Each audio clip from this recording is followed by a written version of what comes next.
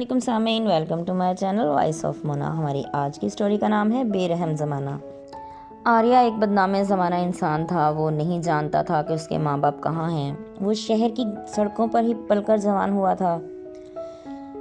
फिर वो क्राइम करने वाले लोगों के हत्थे चढ़ गया। कौन सा बुरा काम था जो आता था। वो मंशियात फरोश भी था। चोरी डकैती, कई लोगों को कत्ल भी कर चुका था। उसको किसी का खौफ नहीं था। वो डरता तो था ही नहीं, कई बार जेल की हवा खा चुका था। उसके ग्रुप के लोग उसे छुड़वाने में लगे रहते। उसकी पुश्तपनाही को कोई बड़ा आदमी कर रहा था। आर्या के पास अब सब कुछ था, घर भी, गाड़ी, लेकिन अपने नहीं थे। अब उसको कमी महसूस होती थी। उसका दिल उसे परेशान करता। आज वो बाजार में घूम रहा था सौदा सलफ लेने के लिए। उसने फुटपाथ पर एक औरत को बैठे देखा। वो रो रही थी। आर्या पास से गुजर गया, लेकिन फिर वापस आ गया, उसके पास बैठ गया। वो उसे देखने लगी। आर्या ने पूछा, आपने खाना खाया है? वो उसे देखे जा रही थी। आर्या उसका हाथ पकड़कर उसे एक होटल में ले गया। उसके लिए खाना मंगवाया। वो खाना खाने लगी। भूखी लग रही थी। जब खाना खा चुकी तो आर्या ने पूछा, कुछ और चाहिए? चाय पियेंगी? अब वो खामोश ही थी। आर्या ने चाय मंगवाई, वो भी खत्म हो गई। कहाँ जाना है आपको? वो मुसलसल चुप थी। फिर बोल पड़ी, कहीं नहीं जाना। क्या मतलब? घर किधर है आपका? मेरा कोई घर नहीं है। आखिर अब से पहले कहीं तो रह रही थी ना? हाँ, एक प्रिंसिपल के पास रह रही थी, उसके घर में। वो मर गई। अब मेरी कोई जगह नहीं है वहाँ। अच्छा ठीक है, मेरे साथ चलें फिर। मेरे घर, मेरे पास रह लें। ऐसे कहाँ रहेंगी आप? अच्छा। वो कुछ देर खामोश रही, फिर साथ चल दी। आर्या ने कुछ सामान लिया, उसे गाड़ी में बिठाया और घर चल दिया। वो खामोश बैठी थी। घर पहुंचकर उसे एक कमरा दिखाया। आप इधर रहना, घर देख लो घूम फिर कर। उसने नौकर से कहा, इनको सारा घर दिखा दो। वो खुद बैठ गया। वो थोड़ी देर में उसके पास वापस आकर बैठ गई। आपको नहीं पता आपकी फैमिली किधर है? पता है किधर है। मेरे माँ बाप बचपन में मर गए थे, मुझे दादी ने पाला। फिर एक स्कूल प्रिंसिपल ने मुझे अपने घर रख लिया। मेरी दादी को वो हर महीने पैसे दिया करती थी। फिर दादी मर गई, उसके पास ही रहती रही। उसके बच्चे बड़े हो गए, वो सब बाहर चले गए, मैं उसके पास ही थी। फिर उसका इंतकाल हो गया। बच्चे आए, उसे दफनाकर घर बिकने लगा दिया। फिर वो वापस चले गए। मैं किधर जाती रही थी, इधर उधर घूम के वक़्त गुजार लेती थी। दादी के बाद किसी ने खबर नहीं ली। मुझे तो पता ही नहीं वो किधर रहते हैं, ना ही याद है कुछ। एक उम्र गुजर गई, अब तो सब भूल भाल गया है। कभी ना मुझे मिलने कोई आया और ना ही मैं गई। इसीलिए मैडम जी ख्याल रखती थी हर तरह से। अब आप रह सकती हैं यहाँ। आप कोई अता पता होता तो मैं आपको पहुँचा देता आपके घर। वो रोने लग गई। आर्या ने कहा, अगर कोई बात है तो बता दें। अगर घर से रूठ कर आई हैं तो भी बता दें। नहीं, जो बोला है सच बोला है, झूठ नहीं बोला। रोना इसलिए आता है कि मैं अकेली हूँ। मेरे अपनों ने कभी मेरी खबर नहीं ली। मैं पैसों का जरिया थी, दादी के बाद कोई आया ही नहीं। और पता नहीं, शायद मैडम को पता हो सकता है किसी को पैसे भेजती हूँ। से अगर कोई लेता होगा तो वो सामने आ जाएगा। आप कल मुझे वो घर दिखाना जहाँ आप रह रही थी। आपका नाम क्या है? मेरा नाम तंजीला है। आप परेशान ना हो, मैं करता हूँ कुछ।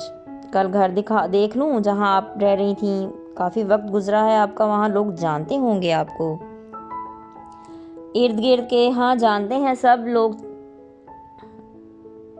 चलें, आप खाना खाकर सो जाएं, मैं सुबह पहला काम यही करूँगा। आप तसल्ली रखें। फिर उन्होंने खाना खाया। तंजीला अपने कमरे में जाके सो गई। आर्या अकेला बैठा सोच रहा था कि मेरे माँ बाप पता नहीं कहाँ हैं। उसके दिल में भी हलचल मच गई, मगर खुद को संभाल कर लेट गया। सुबह आँख खुली तो तंजीला पहले ही उठ चुकी थी। नाश्ता करके उसे लेके वहीं चल दिया। वो बहुत खूबसूरत घर था। तंजीला रही थी इस घर में। उसने उसे गाड़ी में ही रहने दिया। बराबर वाले घर की डोरबेल बजाई। चौकीदार आया। उसने पूछा, कुछ कितने अरसे से यहाँ काम कर रहे हो? बोला, 2 साल से। इधर बराबर वालों को जानते थे? थोड़ा बहुत।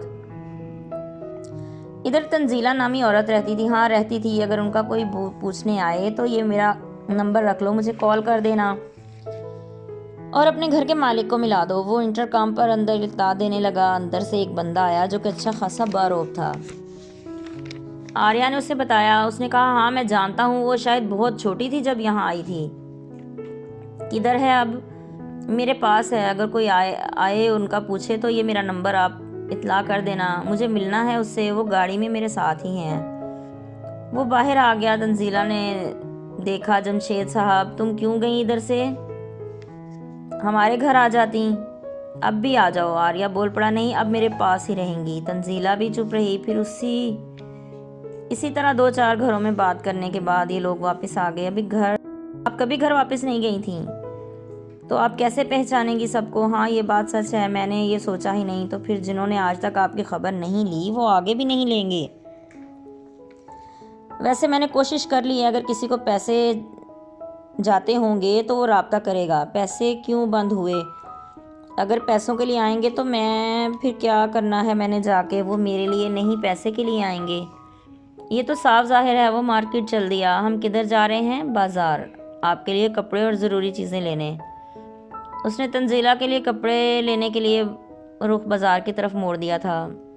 कपड़े तो मैडम के घर थे मेरे, कोई बात नहीं, अब ने ले लेंगे, और वो वहाँ सामान है मेरा, अच्छा वापसी पर लेते हैं। शॉपिंग में काफ़ी टाइम लग गया। वापसी पर उसने उसका सामान लिया। आर्या को कॉल आ गई। उसे घर के दरवाजे पर उतार के सामान अंदर चौकीदार को पकड़ाया, अंदर ले गया। आर्या किसी ज़रूरी काम से चला गया। रात को काफ़ी लेट आया। वो लॉन में ही टहल रही थी। गाड़ी अंदर दाखिल हुई। आर्या ने कहा, आपने खाना खाया नहीं, क्यों, वैसे ही ये आपका अपना घर है, अंदर चल दिए। आर्या ने कुक को बोला, इन्हें खाना क्यों नहीं दिया। जी मैंने बोला था, इन्होंने इनकार कर दिया। चलो लाओ खाना।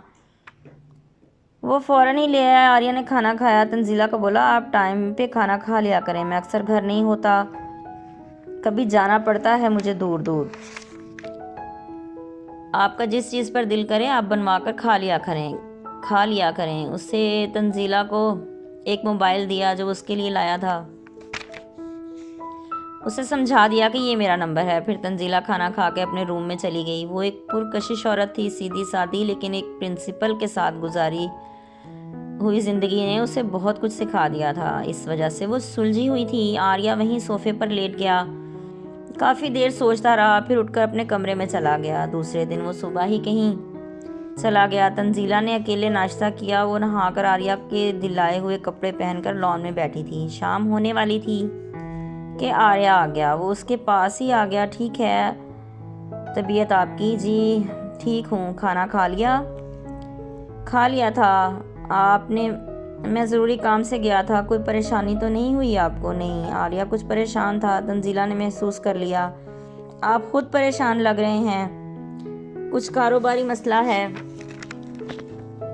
आप क्या काम करते हो? मैं प्रॉपर्टी डीलर हूँ, और भी बहुत से काम करता हूँ, बता दूंगा आपको।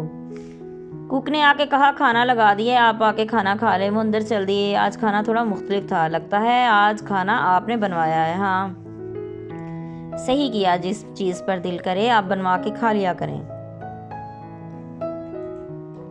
कोई मसला हो तो मुझे बता दीजिएगा, कुछ चाहिए हो तो बिला झिझक।